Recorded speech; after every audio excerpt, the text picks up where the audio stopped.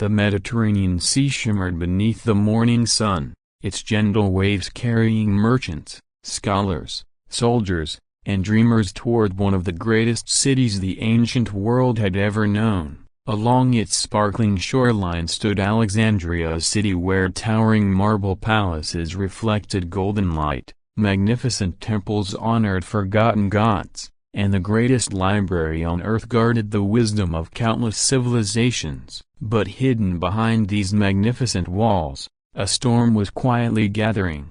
It was a storm of ambition, betrayal, political intrigue, and impossible choices. At the center of it all stood a young woman whose name would echo through history for more than 2,000 years. To some, she was a brilliant ruler; to others, she was a master strategist who challenged the most powerful empire on earth. Legend celebrated her beauty, yet those who truly knew her understood that her greatest weapon was never her appearance, it was her extraordinary mind. This is the remarkable story of Cleopatra VII, the last queen of ancient Egypt. To understand her extraordinary journey, we must travel back to a world where kingdoms rose and collapsed with breathtaking speed, where alliances shifted like desert sands, and where a single decision could determine the fate of an entire civilization. In the year 69 BC, a child was born inside the royal palace of Alexandria,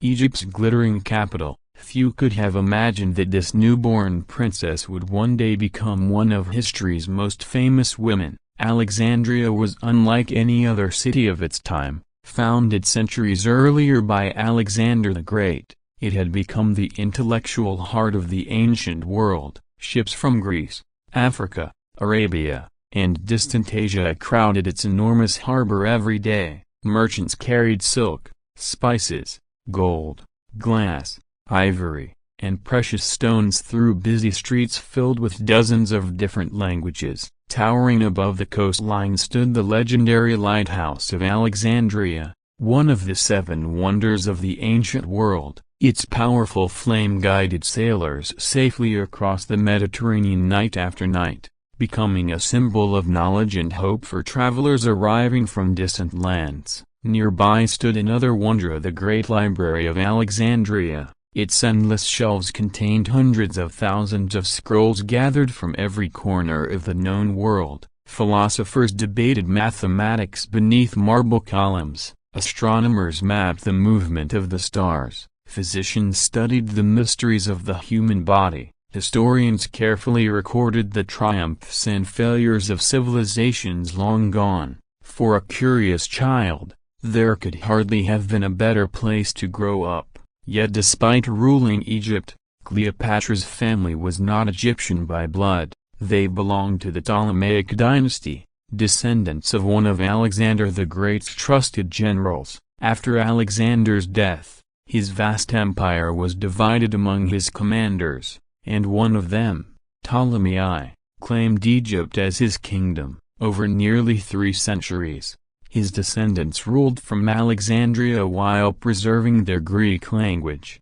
customs, and traditions. Although they wore the crowns of the ancient pharaohs and ruled over one of history's oldest civilizations, they remained outsiders in many ways. Within the royal palace, Greek was the language of government. Greek culture shaped education, politics, and court life. The ancient Egyptian language spoken by ordinary people was often ignored by the royal family, but Cleopatra would become an extraordinary exception. From a remarkably young age, she displayed a curiosity that impressed nearly everyone around her. While other royal children enjoyed luxury and entertainment, Cleopatra found herself drawn toward books, debates, and difficult questions. She wanted to understand how the stars moved across the heavens. She wanted to know why kingdoms prospered while others disappeared. She wanted to learn how successful rulers earned the loyalty of their people.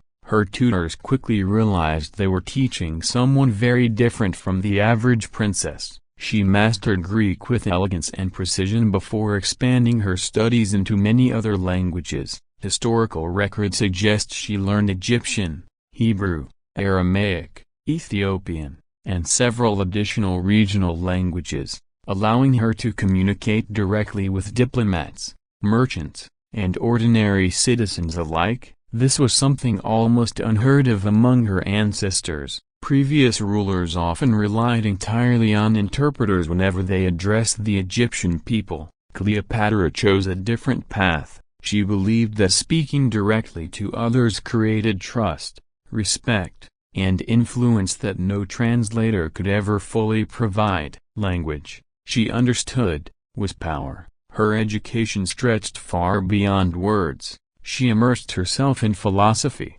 mathematics, astronomy, geography, medicine, literature, and political science. Alexandria offered access to the greatest minds of the age, and Cleopatra eagerly absorbed their knowledge. She asked difficult questions. She challenged accepted ideas. She listened carefully before forming her own conclusions. These habits would later become essential as she faced challenges that would overwhelm rulers far older and more experienced than herself. Yet while Cleopatra expanded her knowledge, Egypt itself was entering an increasingly dangerous period. For centuries, the kingdom had been one of the richest places on earth. The fertile Nile Valley produced enormous harvests that fed millions. Gold mines, bustling ports, and thriving trade routes filled the royal treasury with extraordinary wealth. But prosperity could not hide growing weakness.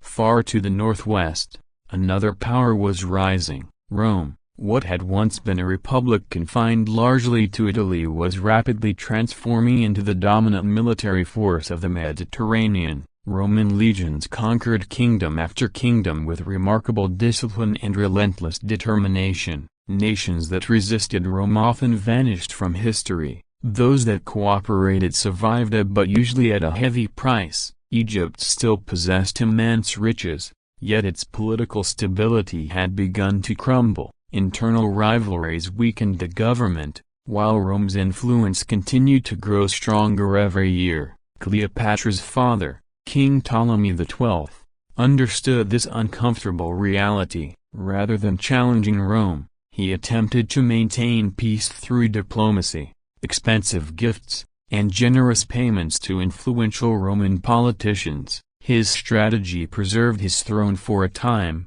but it also earned criticism from many who believed he had sacrificed Egypt's independence to secure his own position. To Roman leaders, he appeared weak. To many Egyptians, he seemed overly dependent on foreign approval. Neither perception strengthened his authority. Inside the royal palace, matters were no less complicated. The Ptolemaic family had long practiced marriage between brothers and sisters, believing such unions preserved the purity of the royal bloodline and reinforced their claim to the throne. Instead, the tradition often produced fierce rivalries. Family members viewed one another less as siblings and more as political competitors. Trust became rare, suspicion became routine. Every royal banquet, every private meeting, every succession plan carried the possibility of betrayal. Cleopatra grew up surrounded by these dangerous realities.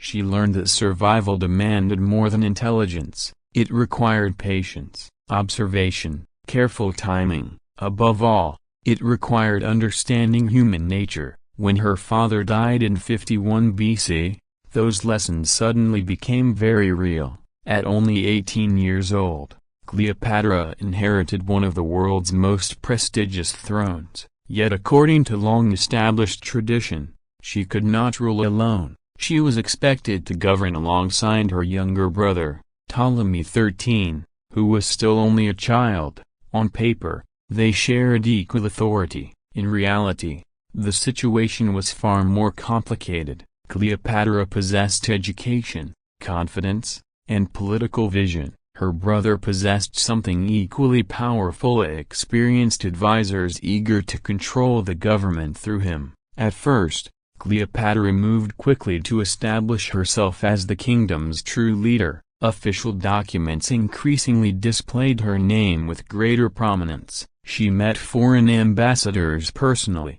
She supervised economic decisions. She worked to strengthen Egypt's fragile position in an increasingly uncertain world. Many citizens admired her confidence. Others saw hope in a young queen willing to speak their language and understand their concerns. But every decision she made created new enemies inside the palace. The influential officials surrounding young Ptolemy feared losing their own power. They understood that a capable queen could eventually eliminate their influence altogether. Rather than confronting Cleopatra openly, they began something far more dangerous. They launched a campaign of whispers. Quiet conversations spread through government offices. False stories circulated among important officials. They claimed Cleopatra ignored sacred traditions. They accused her of seeking absolute power. They portrayed her ambition as a threat to Egypt itself. Bit by bit, suspicion replaced trust. Political alliances shifted almost unnoticed. Supporters disappeared. Former friends grew distant. The atmosphere inside Alexandria's royal palace became increasingly hostile. Cleopatra recognized the danger, but even her intelligence could not immediately stop events already unfolding around her. Eventually, the balance tipped against her. Around 48 BC, the young queen was forced to flee Alexandria before her enemies could capture or kill her. In only a short time, she had gone from ruling one of the richest kingdoms on earth to becoming an exile without a throne. Leaving Egypt behind must have been heartbreaking. Across the desert, beyond the fertile Nile Valley that had shaped civilization for thousands of years, Cleopatra journeyed toward Syria. Behind her remained the magnificent palaces of Alexandria. Ahead lay uncertainty. Many rulers throughout history have surrendered after suffering such a devastating defeat.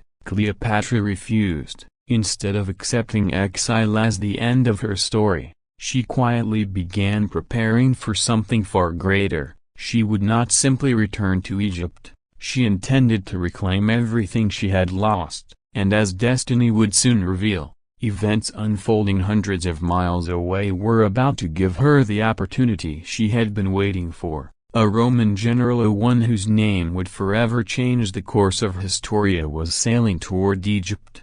Many rulers who lost their kingdoms disappeared into history, forgotten by the very people they once governed. Some accepted defeat and lived quietly in distant lands. Others searched endlessly for allies who never came. Cleopatra chose a different path. Instead of mourning what she had lost, she began planning how to take it back. Far from the magnificent streets of Alexandria, she settled near the eastern borders of Egypt in Syria. It was a place where merchants, soldiers, and travelers crossed ancient trade routes every day. Here, surrounded by uncertainty, the young queen quietly rebuilt her future. She knew reclaiming Egypt would require more than courage. It would require an army, money, influential friends, and above all, perfect timing. Every day she negotiated with regional leaders, wealthy supporters, and experienced commanders. She promised rewards to those willing to stand beside her. Loyal followers gathered around her banner, believing their queen still had a chance to return. Although she had lost her palace, she had not lost her determination. As Cleopatra prepared for war, events far beyond Egypt's borders were unfolding with astonishing speed. Across the Mediterranean, the Roman Republic had descended into one of the greatest civil wars in its history. Two legendary generals stood against each other. One was Julius Caesar, already famous for his brilliant military campaigns and unmatched political ambition. The other was Pompey the Great, once celebrated as Rome's greatest hero. Their struggle would decide who controlled the Roman world. After suffering defeat, Pompey fled across the sea in search of safety. His destination was Egypt. For years, Egypt's rulers had maintained close relations with Rome. Pompey believed the young king's advisors would welcome him and offer protection. Instead, they made a terrible mistake. Hoping to earn Caesar's gratitude, the advisors surrounding Ptolemy XIII decided to eliminate Pompey before Caesar arrived. As soon as the Roman general stepped ashore, he was betrayed and murdered. His severed head was presented as a gift to the man pursuing him. It seemed like a clever political move. In reality, it would become one of the greatest diplomatic disasters in Egyptian history. When Julius Caesar finally reached Alexandria in 48 BC, he expected to capture his rival himself. Instead, he was greeted with news of Pompey's brutal death. Rather than celebrating, Caesar was deeply disturbed. Pompey had been his enemy, but he had also been a Roman citizen and once his son-in-law. Caesar believed even defeated opponents deserved dignity. The murder disgusted him. Immediately, relations between Caesar and the Egyptian court became tense. Instead of rewarding Ptolemy's advisors, Caesar chose to remain in Alexandria and investigate the growing conflict within Egypt's royal family. It was exactly the opportunity Cleopatra had been waiting for. She understood something few others recognized. Rome's most powerful man was now standing inside the royal palace. If she could convince Caesar to support her claim to the throne, everything could change. But reaching him seemed impossible. Alexandria was firmly controlled by her brother's supporters. Guards watched every gate. Spies filled the streets. Anyone recognized as one of Cleopatra's followers risked immediate arrest or worse. Simply entering the city could cost her life. Most people would have abandoned the idea. Cleopatra began searching for another way. History remembers what happened next as one of the boldest acts of political theater ever recorded. Under the cover of darkness, a small boat quietly crossed the harbor toward the royal palace. Hidden aboard were only a handful of trusted companions and the young queen herself. According to ancient accounts, Cleopatra concealed herself inside a large bundle of cloth described by some historians as a carpet and by others as a heavy linen sack used for transporting bedding. Whatever the exact object may have been, its purpose was the same: to smuggle Egypt's rightful queen past every guard protecting the palace. When the package was carried into Caesar's private chambers and carefully unwrapped, the Roman general found himself face to face with a woman whose fate would soon become linked with his own. The moment must have been unforgettable. Instead of arriving with soldiers, threats, or demands, Cleopatra appeared alone, calm, and fearless. She had risked everything simply for the chance to speak. Caesar immediately recognized extraordinary courage. This was no ordinary princess seeking sympathy. This was a ruler determined to fight for her kingdom with intelligence rather than violence. The conversation that followed likely lasted for hours. Cleopatra explained how political advisors had manipulated her younger brother. She described the growing instability threatening Egypt. She argued that restoring her to power would create a stronger and more reliable ally for Rome. She spoke confidently about government, diplomacy, economics, and the future of the kingdom. Her education allowed her to converse with Caesar as an equal. Unlike many foreign rulers he encountered, Cleopatra understood Roman politics remarkably well. She knew when to persuade, when to remain silent, and when to challenge an idea. The Roman general was impressed. Whether admiration slowly grew into romance remains impossible to prove with certainty.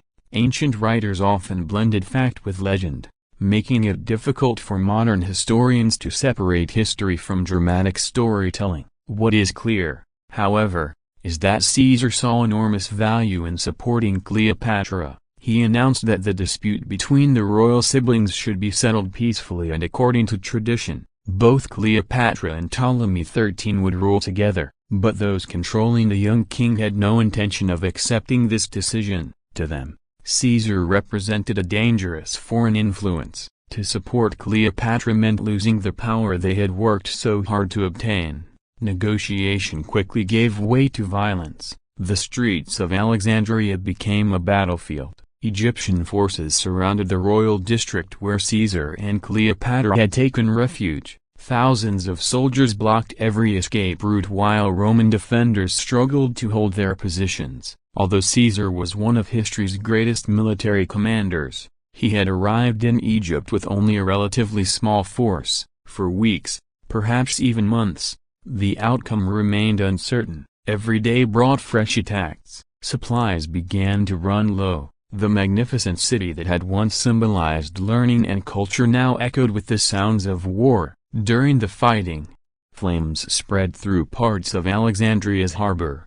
Ancient sources disagree about exactly what happened, but many historians believe sections of the famous Library of Alexandria may have been damaged during the conflict. If true, countless priceless scrolls containing centuries of human knowledge were lost forever. The thought remains one of history's greatest tragedies. Imagine discoveries, poems, scientific observations, and historical records disappearing into smoke, never to be read again. It serves as a reminder that war often destroys far more than armies. Eventually, help arrived. Roman reinforcements marched into Egypt, tipping the balance in Caesar's favor. The Egyptian forces were pushed back, and Ptolemy XIII attempted to escape across the Nile River. In the confusion of retreat, his boat capsized. The young king drowned before reaching safety. With his death, the civil war effectively ended.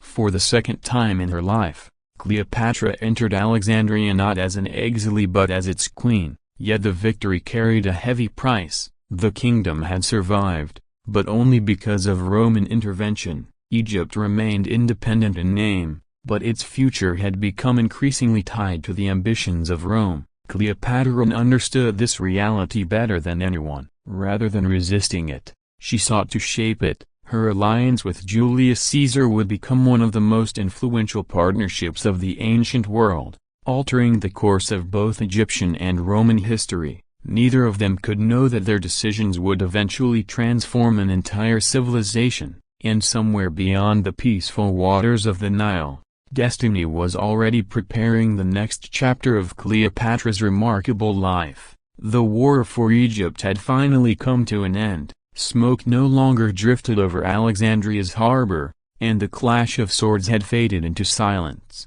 The city slowly returned to life as merchants reopened their shops, fishermen sailed once again across the Mediterranean, and scholars gathered in the temples and lecture halls that had survived the conflict. For Cleopatra, however, peace did not mean security. She had regained her throne, but she knew her kingdom had entered a new chapter, one in which Rome's shadow stretched farther across Egypt than ever before. Without Julius Caesar's intervention, she would almost certainly have remained in exile. That reality was impossible to ignore. Rather than seeing Caesar as merely a military ally, Cleopatra began building something far more important: a political partnership that could protect Egypt in an increasingly dangerous world. To strengthen her position, tradition required her to marry another of her younger brothers, Ptolemy XIV. Like her previous co-ruler, he was still a child, leaving the real responsibilities of government firmly in Cleopatra's hands. Officially,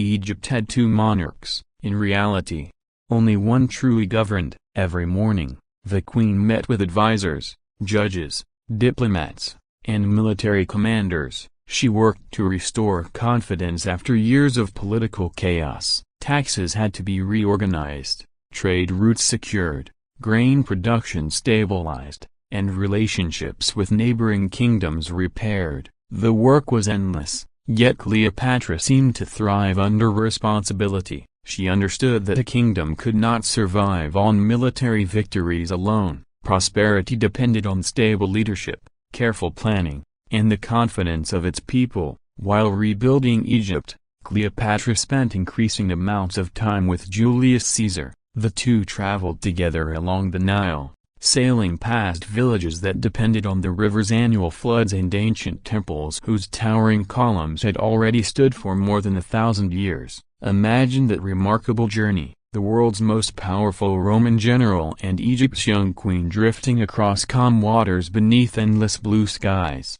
surrounded by monuments built by rulers whose names had already become legends. As they passed colossal statues and towering pyramids, they witnessed reminders of civilizations that had flourished long before either Rome or Greece had risen to greatness. For Caesar, Egypt was a land unlike any he had ever conquered. For Cleopatra, it was an opportunity to show him that her kingdom was more than a wealthy ally.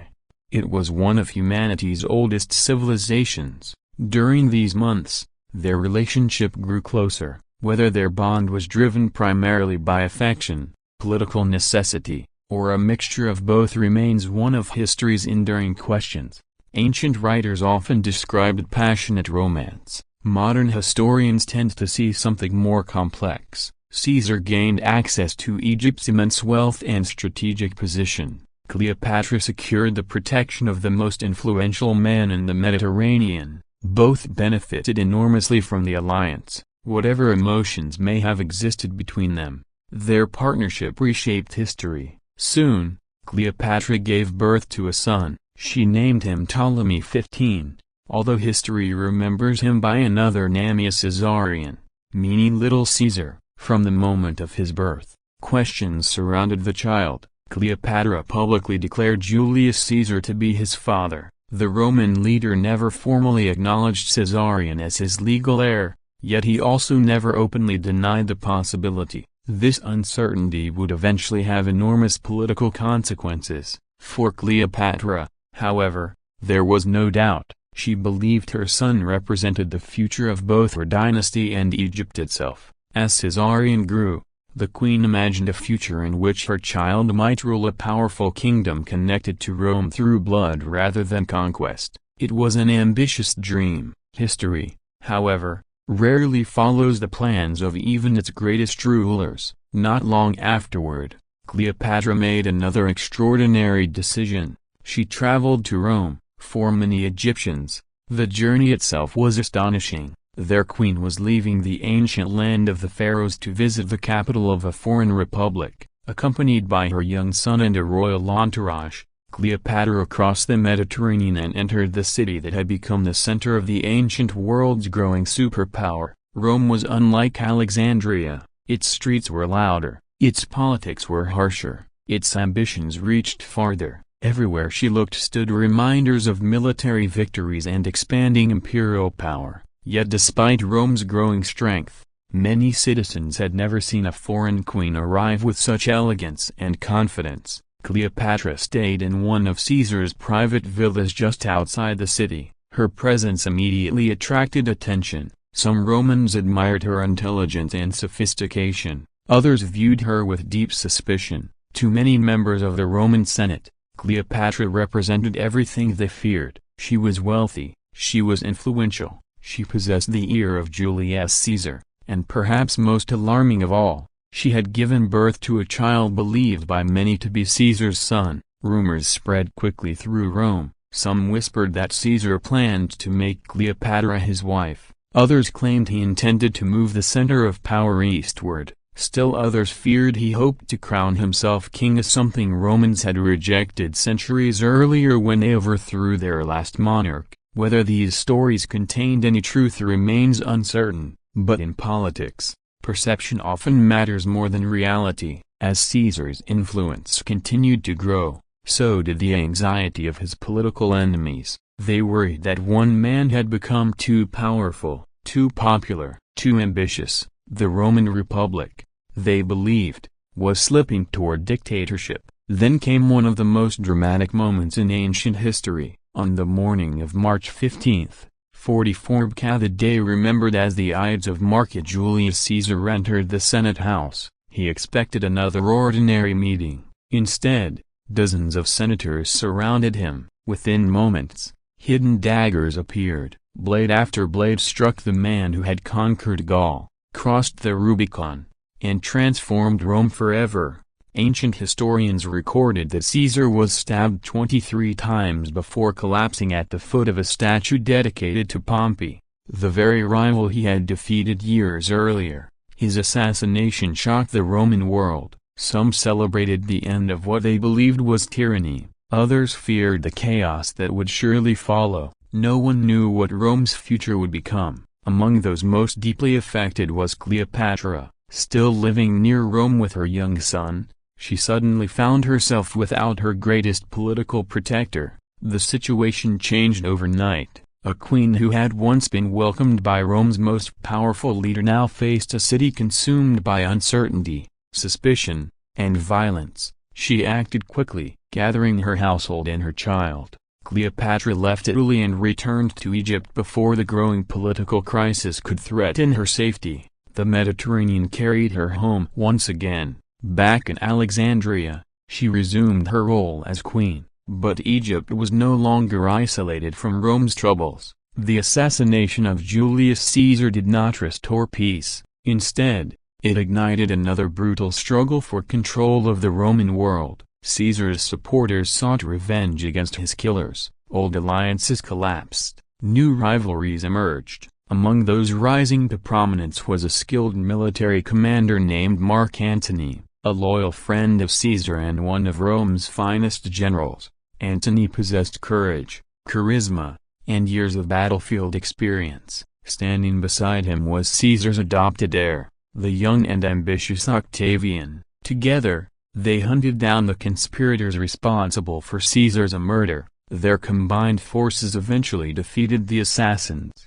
bringing one chapter of Rome's civil wars to a close. But victory created a new problem: who would rule now? Rather than continuing to fight immediately, Antony, Octavian, and another powerful leader divided Rome's enormous territories among themselves. Octavian governed the western provinces. Mark Antony took responsibility for the wealthy eastern regions, including territories neighboring Egypt. For Cleopatra, another powerful Roman had now entered her world. At first, he was simply a distant political figure. Soon, however, fate would bring them together, and their meeting would become one of history's most famous partnerships, a relationship that would inspire poets, playwrights, filmmakers, and historians for more than 2,000 years. Neither of them realized that the choices they were about to make would determine not only the future of Egypt, but the destiny of the entire Mediterranean world.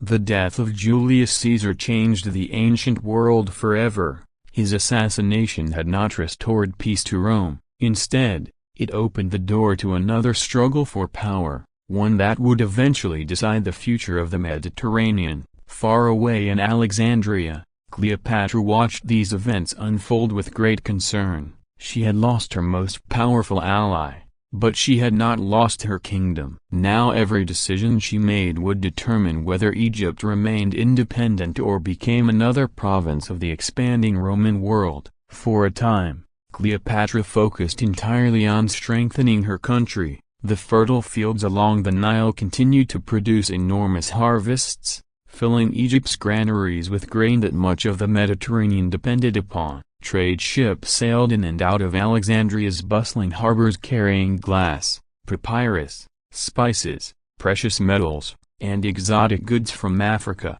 Arabia, and beyond. Although political storms raged across Rome, Egypt remained prosperous. Yet Cleopatra understood that prosperity alone could not guarantee survival. Sooner or later, another Roman leader would turn his attention toward Egypt. That moment arrived in 41 BC. Mark Antony, now one of Rome's three most powerful rulers, summoned Cleopatra to meet him in the city of Tarsus, located in what is now southern Ta-1/4 Turkey. Officially, Antony wished to question the Egyptian queen about her relationship with Caesar and her role during Rome's recent civil wars. Unofficially, he wanted something equally valuable: money. Maintaining Rome's enormous armies required staggering amounts of wealth, and Egypt possessed more resources than almost any kingdom in the ancient world. Cleopatra understood immediately that this meeting could shape the future of her nation.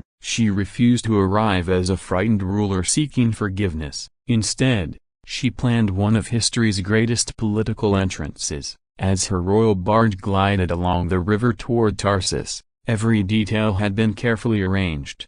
Ancient writers described brilliant purple sails billowing in the wind, polished silver oars flashing beneath the sunlight, and musicians filling the air with gentle melodies. Fragrant perfumes drifted across the water long before the ship reached the shore. The queen herself appeared dressed in magnificent robes inspired by the goddess Isis, whose divine image was deeply respected throughout Egypt. Whether every detail recorded by ancient historians is completely accurate remains uncertain. What is beyond doubt is that Cleopatra intended to create an unforgettable first impression. She succeeded. Mark Antony was captivated. Unlike many rulers he had encountered during his military campaigns, Cleopatra possessed an unusual combination of intelligence, confidence, charm, and political skill. She was able to discuss philosophy one moment and military strategy the next. She understood economics,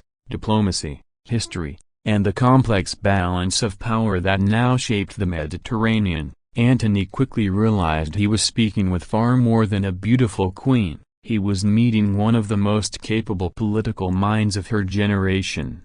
Over the weeks that followed, the relationship between the two leaders grew stronger. Historians continue to debate the exact nature of their bond. Did genuine love blossom between them, or was their partnership built primarily upon mutual political advantage? Perhaps the answer lies somewhere in between. Antony needed Egypt's enormous wealth to support his military ambitions. Cleopatra needed Rome's protection to preserve Egypt's independence. Each possessed something the other desperately required. Together they formed one of history's most famous alliances. Soon Antony accepted Cleopatra's invitation to visit Alexandria. There, he experienced a city unlike any in the Roman world. Grand palaces overlooked sparkling harbors. Elegant gardens surrounded magnificent temples. Scholars debated scientific discoveries while merchants filled busy marketplaces with goods gathered from 3 continents. For months the couple remained together in Egypt.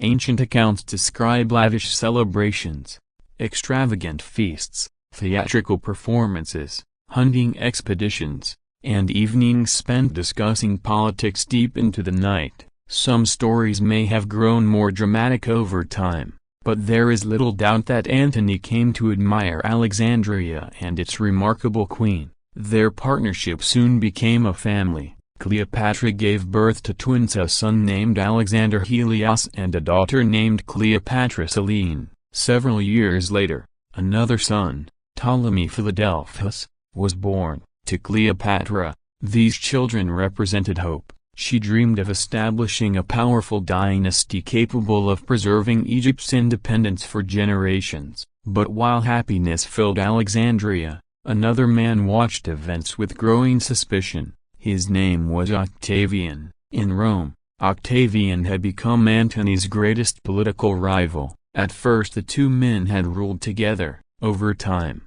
however, their partnership collapsed beneath growing ambition and mistrust. Octavian understood that defeating Antony on the battlefield would be difficult. Instead, he launched a battle of words. Roman citizens began hearing alarming stories. They were told that Antony had abandoned Roman traditions, that he had become enchanted by a foreign queen, that he cared more for Egypt than for his own homeland. Cleopatra became the center of Octavian's campaign. He portrayed her as an ambitious Eastern ruler determined to dominate Rome itself. Many of these accusations were exaggerated, and some were almost certainly propaganda. But propaganda is powerful. Repeated often enough, it shapes public opinion. Slowly, many Romans came to believe that Antony was no longer acting in Rome's best interests. Their fears intensified after one extraordinary ceremony held in Alexandria. Today historians call it the Donations of Alexandria. Before enormous crowds, Antony granted vast territories to Cleopatra and their children. He publicly recognized Caesarion as Julius Caesar's son and presented Cleopatra as the Queen of Kings. To supporters in Egypt, the ceremony celebrated a new era of prosperity and stability. To many Romans, however, it appeared dangerously provocative. Octavian seized the opportunity. He claimed Antony intended to divide Roman lands among Cleopatra's children and establish a foreign dynasty over Roman territory. Whether Antony truly planned such a future remains uncertain, but perception once again became stronger than reality. War was now almost unavoidable. By 32 BC, relations between Octavian and Antony had completely broken down. Rome officially declared war not against Antony, but against Cleopatra. This distinction was deliberate. Octavian wanted Romans to believe they were defending their republic against a dangerous foreign queen rather than fighting another civil war. The stage was set for one of antiquity's most decisive battles. On September 2nd, 31st BC, the opposing fleets met near the western coast of Greece at a place called Actium. Hundreds of warships filled the sea, thousands of sailors gripped heavy oars, archers prepared their bows, marines stood ready with shields and spears. The calm waters soon erupted into chaos. For hours the battle raged, smoke drifted across the sea as ships collided, caught fire, and sank beneath the waves. Neither side gained an immediate advantage. Then something unexpected happened. Cleopatra's squadron suddenly broke through the fighting and sailed away toward the open sea. Moments later, Antony made a decision that has puzzled historians ever since. Instead of remaining to command his fleet, he followed Cleopatra. Their departure shattered morale among the remaining forces. Without their commanders, many ships surrendered, others were destroyed. By sunset, Octavian had achieved a decisive victory. Why did Cleopatra leave the battle? No one knows with complete certainty. Some historians believe the retreat had been planned from the beginning as a strategic escape if defeat became inevitable. Others suggest confusion, poor communication, or panic influenced the decision. The truth remains one of history's enduring mysteries. What is certain is that Actium marked the beginning of the end. Returning to Alexandria, Antony and Cleopatra desperately searched for allies. Letters were sent across the eastern Mediterranean, old friendships were renewed, promises were offered, but almost no one answered. Kingdoms that had once admired Egypt now recognized a simple reality. Octavian was becoming unstoppable. Within a year, his armies marched into Egypt. The final campaign unfolded quickly. Antony attempted one last defense but suffered another crushing defeat. Then disaster struck. A false report reached Antony claiming Cleopatra had taken her own life. Overwhelmed by grief and believing he had lost everything, he chose to end his own life. Using his sword, the once great Roman general inflicted a fatal wound upon himself. The report, however, was tragically wrong. Cleopatra was still alive. When she learned what had happened, she ordered her servants to bring Antony to her private mausoleum. Mortally wounded, he was lifted into the chamber where the queen waited. There, in her arms, the man who had commanded Rome's eastern armies breathed his last. It was a heartbreaking end to one of history's most famous partnerships. Yet Cleopatra's own story was not over. Outside the palace, Octavian's soldiers had already entered Alexandria. The last queen of ancient Egypt now faced the greatest decision of her life, and the choice she would soon make would ensure that her name would never be forgotten. As the gates of Alexandria fell silent, Cleopatra understood that an age was coming to an end. The magnificent city that had once welcomed philosophers, merchants, and explorers from every corner of the known world now belonged to a victorious Roman army. The banners flying above its walls no longer represented the ancient kingdom of Egypt. They represented the unstoppable power of Rome. For nearly 3,000 years, pharaohs had ruled the Nile Valley, dynasties had risen and disappeared, pyramids had been built, temples had been carved into mountainsides, great civilizations had flourished along the fertile banks of the Nile. Now, only one ruler remained, and she knew history was watching. After Mark Antony's death, Cleopatra was brought before Octavian. Unlike many conquerors, he did not treat her with cruelty. He understood that she was no ordinary prisoner. She was one of the most famous women in the Mediterranean, admired by allies and feared by rivals alike. Octavian spoke respectfully. He assured her that she would be treated well. But Cleopatra was too intelligent to believe comforting words without questioning their purpose. She understood Roman tradition. Victorious generals celebrated their greatest achievements with magnificent triumphal processions through the streets of Rome. Captured kings and queens were often forced to walk in chains before enormous chariot crowds, serving as living symbols of Rome's power. For an ordinary prisoner, such humiliation was painful. For a queen who believed herself descended from pharaohs and gods, it was unthinkable. Cleopatra had spent her entire life protecting her crown, her family, and her kingdom. She would not allow her final memory to become a spectacle. As Octavian prepared to transport his prisoner to Rome, Cleopatra quietly began making plans of her own. What happened next has fascinated historians for more than 2,000 years. Ancient writers tell different versions of the story. The most famous legend describes a venomous Egyptian cobra, sometimes called an asp, secretly delivered inside a basket of fresh figs. According to this account, Cleopatra allowed the snake to bite her, choosing death over captivity. It is a powerful image, a proud queen making one final decision that no conqueror could take away. Yet modern historians remain cautious. There is surprisingly little direct evidence that a snake was involved. Some researchers believe Cleopatra may have carried a carefully prepared poison made from several toxic plants or chemicals. Others suggest a fast-acting medicinal mixture that would have caused a relatively peaceful death. No surviving source can answer the question with certainty. Even today, the true cause of Cleopatra's death remains one of history's greatest unsolved mysteries. What we do know is that on August 12, 30th BC, Cleopatra died at approximately